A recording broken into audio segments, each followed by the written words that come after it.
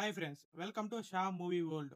ఇప్పుడు ఏప్రిల్, మే, జూన్లో వచ్చిన హిట్స్ అండ్ ఫ్లాప్స్ మూవీస్ గురించి కంప్లీట్గా అయితే తెలుసుకుందాం. ఇలాంటి మూవీ అప్డేట్స్ కోసం అయితే వెంటనే మన ఛానల్ సబ్స్క్రైబ్ చేసుకోండి.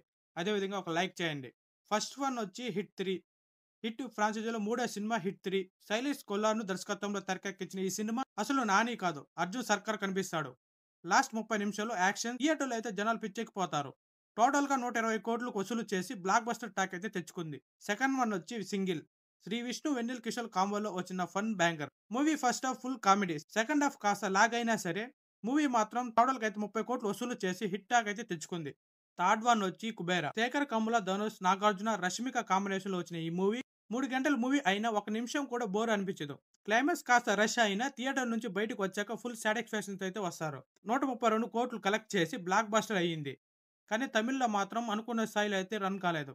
ఇంకా ఫ్లాప్ మూవీస్ గురించి అయితే చూద్దాం. ఫస్ట్ వన్ వచ్చి Arjun son of Vyjayanthi. Mother and son emotion okay, climax okay, కానీ ఓవరాల్ గా boring screen play, routine presentation వల్ల అయితే డిజాస్టర్ అయింది. సెకండ్ వన్ వచ్చి జాక్. బొమ్మరిల్లు భాస్కర్ నుంచి వచ్చిన ఏజెంట్ లైట్ వర్షన్ అనిపించింది. విజువల్స్ ఆర్టిఫిషియల్ గా అయితే ఉంది, ఎమోషన్ లేదు, క్యారెక్టర్ కనెక్ట్ అవ్వలేదు. డీజేటిల్లు ఫీలింగ్ వచ్చిన స్క్రీన్ మీద జాక్ మిస్ అయ్యాడు. థర్డ్ వన్ వచ్చి తమ్ముడు.